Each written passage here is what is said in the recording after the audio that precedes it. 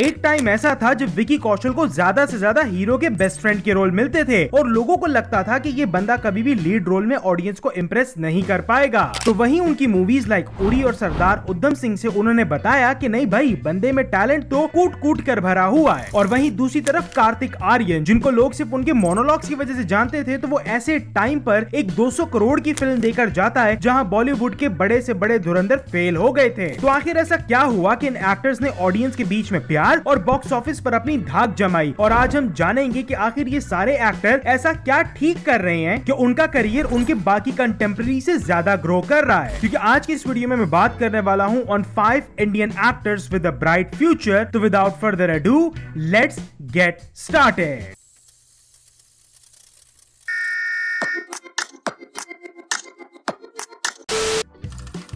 अब इस लिस्ट में वरुण धवन एक ऐसा नाम है जिससे शायद बहुत सारे लोग अग्री ना करें, वही नेपोटिज्म वाले रैंडी ऑर्टन। लेकिन इस बात से कोई मुंह नहीं फेर सकता कि वरुण धवन इन एक्टर्स की न्यू जनरेशन के उन चंद नामों में से है जिन्होंने ब्लॉकबस्टर बॉक्स ऑफिस कलेक्शंस के साथ साथ क्रिटिकल अक्लेम भी हासिल किया। और आज की डेट में न्यू कमर्स के लिए सबसे ज्यादा मुश्किल ये चीज बन चुकी है, जहाँ कुछ एक्टर्स ऐसे हैं जो बहुत ही ज्यादा कमर्शियलिटी के चक्कर में अपने क्राफ्ट को ही अच्छा नहीं करते, तो कुछ ऐसे हैं जो आर्ट के चक्कर में मासेस पर अपना इम्पैक्ट डाल ही नहीं पाते। लेकिन Varun Dhawan with movies like October and Badlapur से क्रिटिक्स को इम्प्रेस करते हैं एंड मूवीज लाइक जुड़वा 2 और जुग जुग जियो से कमर्शियली सक्सेस भी हासिल करते हैं। बंदे में रेंज है, टैलेंट है, बस भाई अपने बाप के साथ मूवीज ना किया कर, वरना वो तुझे भी आज के टाइम का गोविंदा बनाकर छोड़ेगा। हम तो गए मास्टर। और अब तो one of the most hyped universe of Indian cinema the स्त्री यूनिवर्स का भी वरुण धवन एक प्रोमिनेंट पार्ट होने वाले हैं एज भेड़िया। और अभी वरुण धवन और समंथा हमें सिटाडेल हनी बनी में नजर आने वाले हैं, जिसको पार्शियली प्रोड्यूस रूसो ब्रदर्स कर रहे हैं and it is written by Raj and DK. और उनके फ्यूचर के प्रोजेक्ट्स को देखकर यही लग रहा है कि वरुण धवन अपने इसी आर्ट और कॉमर्स के बीच के संतुलन को ऐसे ही बरकरार रखने वाले हैं। और इसी लिस्ट में इसी स्त्री यूनिवर्स के एक और मेन एक्टर शामिल हैं जिनके बारे में हम आगे बात करेंगे। नाव काय तुझं? रघु. काय? रघु. घेतली काय? मर्डर गेले. अब Rajkummar Rao is one of my favourite actors from today's generation. ये एक ऐसे एक्टर हैं जिन्होंने टाइम टू टाइम अपनी एक्टिंग का लोहा इंडियन ऑडियंस के बीच में मनवाया है with movies like City Lights, Omerta and Trap, जिन मूवीज को ऑडियंस का प्यार और क्रिटिकल अक्लेम दोनों भर भर के मिला। लेकिन उसके अलावा उन्होंने कमर्शियली भी काफी अच्छी मूवीज दी हैं लाइक बधाई दो, गैंग्स ऑफ वसेपुर, बरेली की बर्फी। अब ये बात अलग है कि उनके करियर में बॉक्स ऑफिस कलेक्शन वाइज सिर्फ एक ही 100 करोड़ मूवी है जो कि है स्त्री। लेकिन उनकी हर मूवी में राजकुमार राव की परफॉर्मेंस को डिस्काउंट नहीं किया जा सकता। इसी 2024 में उन्होंने आर्ग्यूबली बॉलीवुड की बेस्ट मूवी श्रीकांत में लीड का रोल प्ले किया था, based on the true life of Srikanth Bolla, और उस मूवी में उनकी परफॉर्मेंस देखने लायक थी। और अब अगस्त 15 को आने वाली उनकी मूवी स्त्री 2 बॉक्स ऑफिस पर रिकॉर्ड बनाने के लिए तैयार बैठी है, क्योंकि इस टाइम पर स्त्री 2 की हाइप थ्रू द रूफ है। मूवी का आया हुआ प्रमोशनल मटेरियल, मूवी के आए हुए गानों ने भी हाइप को इंक्रीज किया है, और इसी मूवी में पूरी पोटेंशियल है कि ये मूवी राजकुमार राव के करियर की हाईएस्ट ग्रोसर बन के सामने आए। और अभी तक के लिए देखा जाए तो राजकुमार राव जैसे टैलेंटेड एक्टर का फ्यूचर काफी ज्यादा ब्राइट नजर आ रहा है। कुछ रिश्तों में लॉजिक नहीं होता, सिर्फ मैजिक होता है।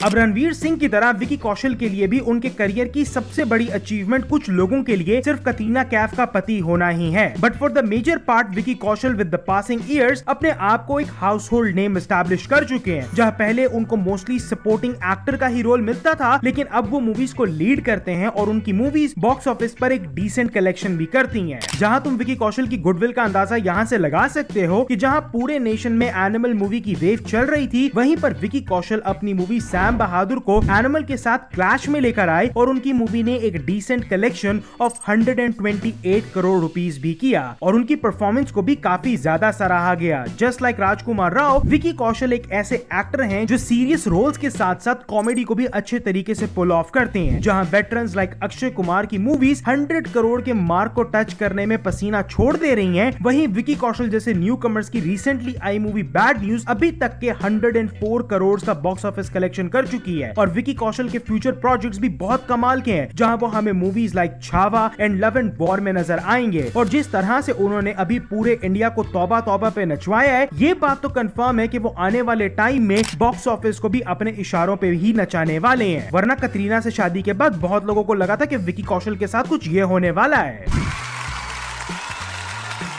साला ये दुख का खत्म नहीं होता बे।